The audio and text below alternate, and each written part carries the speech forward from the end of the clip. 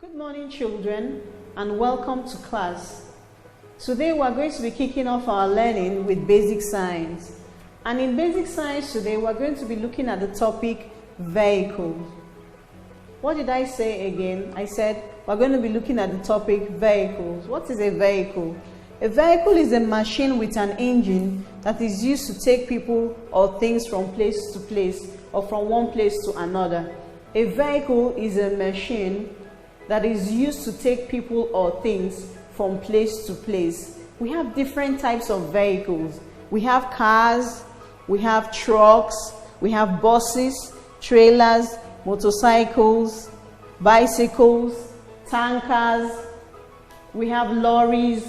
All these are different types of vehicles. You can use a bicycle to run an errand, to go from place to place. You can use a motorcycle as a means of transportation to carry people from one place to another. You can use a car. A family can have a car that they use to go out to visit interesting places or to go to work or to go to school. A bus can be used as a school bus to carry children from the school to their different houses. We can use truck to carry different supplies like sand and drums of chemicals that are used in industries. We can use trailers and tankers to transport fuel and diesels that we use to run different types of machines. Let me show you some pictures of what a machine looks like. This is a car. This is an aeroplane. This is a bicycle. This is a train, a ship, a truck, a trailer, a motorcycle. So this is basically what a machine or machines look like. These are the different types of machines we have, and this is how they look. I believe that you must have been seeing all these machines all around in your environment. Now we're going to move into the external parts of a machine, and we're going to be using a car for reference purposes. In the external parts of a machine, we have the side mirror, we have the wheel, the tire, the windscreen, the bonnet that is used to cover the engine, the headlamps where the lights come from, and the bumper. These are all the external parts of a car, and they all have different functions that they perform. The side mirror is used to see somebody that is behind when you're driving. There are two side mirrors in a car. This is a side mirror. There's another side mirror on this side. You can use it to see oncoming traffic behind you so that you can know what is actually happening as you drive. The bonnet covers the engine of the car. The windshield helps you to see through and prevents dirt from getting into the eyes of the driver and the people in the car. The headlamps are for the lights. At night when it's dark, you need to put on the headlamps of the car so that you can see. The wheels cover the tires of the car. The tires is what helps the car to move. The tire is like the leg of the car. It helps the car to move from place to place. Now, I haven't talked about the external parts of a vehicle. We will now move into the uses of a vehicle. What are the uses of a vehicle? Like I said before, a vehicle is used for movement of people from one place to another. You will agree with me that if you have to go from here to a place like Abuja, there's no way you can go on foot. You need a vehicle to move you, either a car, a bus, or an airplane to move you from Lagos to Abuja. So a vehicle is very important for the movement of people from one place to another. A vehicle can also be used to carry goods from one place to another. Let's say, for instance, you have yams harvested in a farm. You can't put all the yam on your head or in a basket and carry it to the market. You need a vehicle. You need a vehicle like a truck. You load it up in a truck and then you transport it to the market where it will be sold to the end users. Then, what about the disadvantages of a vehicle? Everything that has an advantage has disadvantages. The major disadvantage of a vehicle is that it depends on different forms or other forms of energy to make it work. For instance, a car depends on chemical energy from petrol to make it work. A truck depends on chemical energy from diesel to make it work. Without the fuel and the diesel, the vehicles cannot work the way that they are supposed to work.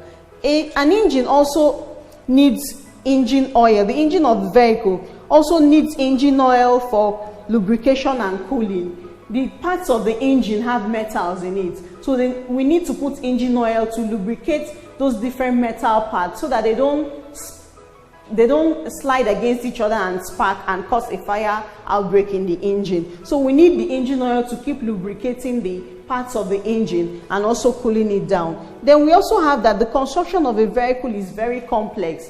The construction of a vehicle is complex because the vehicle has tires, it has the bonnet, it has the bumper, it has the wheels, it has the different components of the engine, it has different things that we need to put together that are complex for it to be able to work. So you agree with me that an engine or a vehicle is very, very complex. So this is one of the disadvantages of a vehicle.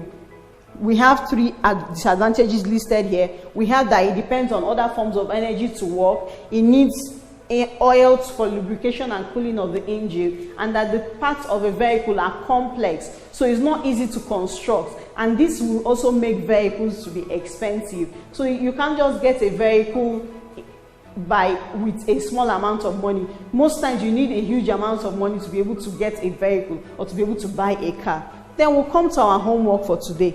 The homework says, what is a vehicle?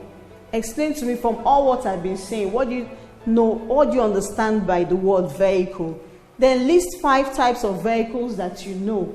List any 5 types of vehicle that you see in your environment every day. Then mention 2 disadvantages of vehicles. Out of the 3 disadvantages I've given you, mention the 2 that readily comes to your mind, the 2 that are very easy for you. Thank you very much for your time. See you next time. Good day, children. Welcome to class. Today we are going to be studying mathematics, and our topic is mixed number, continuation of fraction from where we stopped the last time. I hope people will do the assignment I gave. I didn't get any reply. So today we are talking about mixed numbers. The diagram above shows 21 pieces of a pizza. 21 pieces of a pizza. How many of us have seen pizza? Mommy and daddy used to get for some of us pizza. A pizza, here you have pieces. Each piece, 1, 2, 3, each number represents a piece of pizza. And here you are being told that there are 21 pieces of pizza. Tolu, I know very well that you like pizza very well. So here, 21 pieces of pizza. Each piece is represented as 1/8 of the whole pizza. So here we have 1, 2, 3, 4, 5, 6, 7, 8. This is a whole pizza. So each piece of this pizza is represented as 1/8. 1/8 of the whole pizza. Since there are 8 pizzas, each is 1/8. If you take 2, it's going to be 2/8. 1 and 2 is going to be 2/8. So there are 2 whole pizza and 5/8 of the pizza. So we have 1 whole pizza, which is a complete circle here, and another whole pizza. This is another complete circle. So we are talking of 2 whole pizza, and this is not complete. What we have here is 1, 2, 3, 4, 5. And we know that a whole pizza is made up of 8 pieces. So this is going to be 5/8. So we have 2 whole pizza, that is 8/8 and 8/8 plus 5/8. So altogether, this is going to give us 21. Remember, in addition in fraction, you add the numerator, but the denominator stays the same. So if you say 8 plus 8 plus 5, we give you 21. But the 8 under will remain the same. So this 8 plus 8 plus 5 will give you 21, which is 21 pieces of pizza. 1, 2, 3, 4, 5, 6, 7, 8, 9, 10, 11, 12, 13, 14, 15, 16, 17, 18, 19, 20, 21 pieces of pizza all over 8. That is it. So this is another way that you can get that. We have 8/8, 8/8, and 5/8. This 8/8 is a whole pizza, and this 8/8 too is another whole pizza. So if you say this 8/8 as a whole pizza will be represented as 1. This 8/8 too, another whole pizza, will be represented as another 1. So you now have 1 and 2. So we have 2 pizzas plus extra 5/8 pizza. Extra 5 pieces out of 8 pizzas. So we have 2 whole pizzas, 5 pieces out of 8 pizzas. So if you, and this is what we have here. 8/8, that is the 2 whole pieces, plus 5/8 pieces because it's a proper fraction, which will give you 2 whole number 5/8. So that 2 whole number 5/8 is known as a mixed number, a topic we are treating today. So 2 whole number 5/8 is known as a mixed number, and this is how you get a mixed number. So an improper fraction can be expressed as a mixed number. A mixed number is the sum of the whole number and a proper fraction. An improper fraction can be expressed as a mixed number. We know what an improper fraction means. We said it in our last class, where the numerator is bigger than any fraction that has the numerator bigger than the denominator is known as an improper fraction. An example is 21/8. This 21/8, the numerator being 21 is bigger than the denominator being 8. So this is an improper fraction. So here now you are being told that an improper fraction can be expressed as a mixed number. And to express this as a mixed number, you now get 2 whole number 5/8. 21/8 as an improper fraction expressed as a mixed number, you get 2 whole number 5/8. And the sum of a whole number and improper fraction will also give you a mixed number. A sum of a whole number and a proper fraction. This 5/8 is known as a proper fraction. So this 8/8 is a whole number, and 8/8, another 8/8 is a whole number. So we have 2 8/8. So this 2 8/8 makes it 2 whole number plus the proper fraction, which is 5/8. So this is another way of getting a mixed number, 2 whole number 5/8. I hope you're following. Example here. Example 1 says change 11/6, an improper fraction. 11/6. Remember what we said about improper fraction. The numerator is bigger than the denominator. 11/6 as an improper fraction to a mixed number. So here we have 11 pieces of pie. 6 pieces of pie and 5 pieces of pie. So because we are talking about 6 here, 6 the denominator. So here we now say 1, 2, 3, 4, 5, 6. 6 pieces of pie, which makes it 6/6. Then 1, 2, 3, 4, 5. 5/6. If you count everything all together, it will give you 1, 2, 3, 4, 5, 6, 7, 8, 9, 10, 11. It will give you the 11, which is the numerator. So we now have 6, which is a whole number. 6/6 plus 5/6. So we are saying we are told to change this improper fraction to a mixed number. Remember what we said about mixed number. So here now, the 6/6 is 1. And we now have 5/6 as a proper fraction. So 1 plus 5/6, a whole number. Remember what we said here. Sum of a whole number and a proper fraction. So 1 as a whole number plus 5/6 as a proper fraction will give you 1 whole number 5/6, which will give you your answer as a mixed number for 11/6 as an improper fraction. I hope you are following. Example number 2. Change 1 2/5. 1 whole number 2/5. 1 whole number 2/5, if I may ask, is what? Is a mixed number. 1 whole number 2/5 is a mixed number. So definitely, since we have a mixed number here, we are going to be changing it to an improper fraction. Since we have a mixed number here, we are going to be changing it to an improper fraction. The question says a mixed number to an improper fraction. So we now have 1 whole number 2/5. So we are talking about 2/5. So this 1 means whole. The 1 means whole. The 1 means whole number.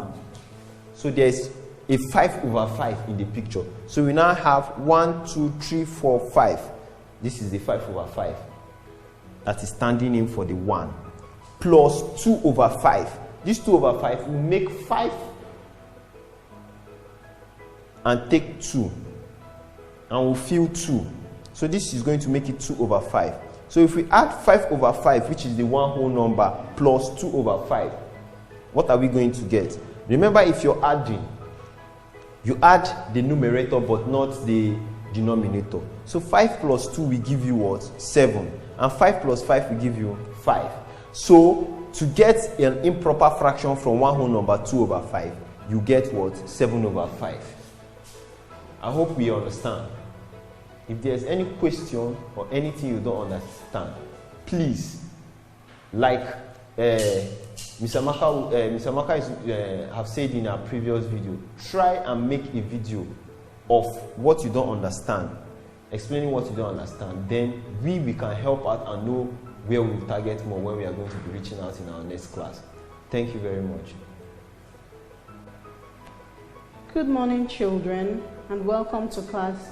Our next subject for today is quantitative reasoning. And under this quantitative reasoning, we are going to be doing a series of multiplications in squares to find the answer to the empty box here. When we come to this first question, this number 1, we have 2 in this box and 4 in this box. What will be in this box? The simple thing to do is that 2 times 2 will give you 4. 4 times 4 will give you 16. So they are just doing a series of repeated multiplication to get the option in the empty box. In number 2, we have 3 in the first box, 9 in the second box, and this box is empty. So how do we get the number that is supposed to be in this box? We'll say 3 times 3 is 9, and 9 times 9 is 81. Then for number 3, we have 5 in the first box, 25 in the second box, and this box is empty. How do we get the number that is supposed to be in the empty box there? We say that 5 times 5 is 25, and 25 times 5 is 125. Let me go over it again. For number 1, we have 2 and 4 in this box, and this box was empty. This box was empty, and we're asked to find the number in this box. So we're going to have that 2 times 2 is 4, and 4 times 4 is equal to 16. Here we had 3 and 9, and this box was empty. How did we find the number that is in this box right now? We said 3 times 3 is 9, 9 times 9 is 81. Here we had 5 and 25 in these boxes, and we're supposed to find the number here. So we did 5 times 5 is 25, and 25 times 5 is 125. You will agree with me that this is a very simple process. So we're going to be doing this as our homework. We have 4 in this box, 16 in this box. What will be here? We have 7 in this box, 49 here. What will be here? We have 10 here, 100 here. What will be here? We have 6 in this box, 36 in this box. What will be here? Just take your time and solve it. Do the multiplication, get the answers, snap it and send to me, and I will score you and let you know how well you've done. Thank you.